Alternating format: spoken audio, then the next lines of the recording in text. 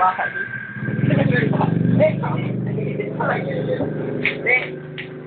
Bawa, di ba? Gym ka, pampalaki ng katawan, gano'n. Malayo sounds eh. Just about gym. Yung SS mo, kalukuhan yun. Hindi yung pagkatapos mo magbuhat, halimbawa, birthday, di ba? Di ba, kabilaan yun eh. Di ba, birthday kang gano'n. Mga 10 beses. Tapos, pagkatapos mo mag-birthday ka 10 beses, putahan siya. Putahan mo 10 times din. Parati sa babawi ko. At akin mo lang yun, parati sa babawi. Kasi dalawa yun yung option. Una, pag nagbuhat kang gano'n, 10 times, tapos patakin mo yung SS mo, 10 times din. Kaya kung kaya tamad yung mag-attack, pag naglagay, albawa, 16 pounds ba yun? Ayan yung pounds, 5 pounds per pound, siyempre. Ha? Hindi, pounds per pound. So yung alam ko, pag nag-gym ka, pounds per pound ang binubuhat yan. Bakal sa bakal. Hindi kasi, itong tropa, gusto magbalaki ng katawan daw. Baka balak niya pumasok yung sa league ba? Ang inaalala niya, baka daw lumit yung test niya. Ang suggestion ko naman dalawa. Una, pag binuhat niya ang pag ganun, i-atake niya pababa. Pagkatapos, lagyan mo tayo. Para kayo sa investigator na po. Tali ko, talihan mo. Yung 3 pounds ganun. Talihan mo yun, tapos tali mo sa SS mo. Oo. Double purpose ang pagbubuhat ng pampalaki ng katawan. Tapos, halimbawa, nagbuhat ka ng umaga, mga 6 a.m., gano'n. Matatapos ka na, alam ko, 6 p.m. Hindi, alam ko pag nagmamadali ka, matatapos ka dyan, mga 5 minutes. Hindi, mga 30 minutes yata, so 1 hour, gano'n. Ngayon, pag tinatamad ka, pwedeng bumili ka na ng bakal doon, extract buhatin mo ng buhat. Yan, mura lang. Sila, Ernest Jim ba yun? Jim? Oo. Imanong, katawan ko, may edad din. Hindi, kinakain niya ata ng puro karne. Dapat kamote. Kamote? Oo. Tapos, mais. Pagpalaki pala ng katawan. Pagpalakas yun. Ngayon, kung wala naman tayong trabaho eh. Tambay tayo. Condition na lang. Mura lang yun. Pagkain ng kasi. Laga mo lang ganun. Hindi, paniling mo para di ka mahirapan. Tapos pero alam ko may tayo, upper, lower body ba yun? Tapos sa paa, sa kamay. Tapos sa binti, sa siko. Ito mo na ng bakal dito. Para lumaki yung baka. Ang ina pare, tignan mo. Diba? Ganda. Diba? Pero pag binuhatan yan, mga 3 beses yan. Lobo yan, tol. Kasi yung pagbubuhat, tol, discipline yan. Discipline. Matulog ka na maaga. Diba, manigising ka ng 8 a.m. Diba? Naglabas ka lang. Patugan ka na bahay ko, wala kang ginagawa. 8 a.m. to yun. Pagka kain mo ng umaga, mga 9 a.m. Siyempre, hindi ka man makatutok pa kainin. Pagbugas, hindi ka muna ng plato, di ba? Kain ka alas 9, tapos sundan mo ng mga bandang, alas 10:30. Huwag ka kakain ng tanghali. Kasi galit din eh.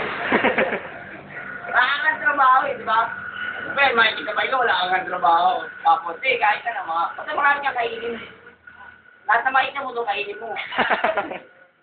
Kasi ang puro pagkain dapat pag nagbubuhat ka doon. Tapos mga bandang 6 a.m. matulog ka na. Parang hindi ka pa magasin ng lahat. Hindi, lahat maaga mga 8 a.m., 8 p.m. tulog ka na. Kasi yung puyat daw, mabilis daw makapayat yun.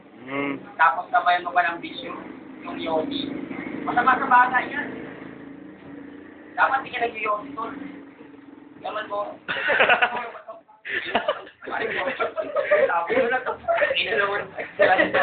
Galmer, saan ka naman nag-aaral, Galmer? Sa college. Sa college. College? Sinampay yung college. Bakit? Nakakatamad na kami. Mag-aaral kang college, nakakatamad yung tol. Ano dapat pala kukunin mo kurso? Ano? Laro pa tayo? Ganun. Bakit? Siyempre, alam mo yung mga police pre, kasi may dalawa kang pinisak na yan. Gusto mo siya mabalap magpulis? Dati. Ngayon, ewan ko na. Bakit? Bakit? Maganda yata ngayon, TO na lang. Ulihin mo yung mga nakamotor dyan. Ikatawa, kalaban natin ito, may motor. Ulihin mo yan, pag talagang yung TO ka. Kapultay mo. Sakaling magkakalis siya sa mo gusto mag-aral. Sa ano, UP. UP. Kasi nag-aaral ako dati, UP. UP. Hindi mo magaganda dun. Hindi ako tumitingin. May ka ba ko? May na po ka. Siyempre, kinabukasan. Pag nag-aaral ka ito, kinabukasan dapat. Bunti si Malubunti. Hindi, ano? Hindi ako nag-aaral ito. High school saan? Diyan lang sa Jackson. Pasok ka ng umaga, PM. Tapos, ATM. Tapos, hindi ka ng ATM. Yan. Tapos ATM bro. Kaya sa pagyayaran, sino siya dyan? Siya. Ikaw ko yan. Post mo lang yan. Para pang bayad.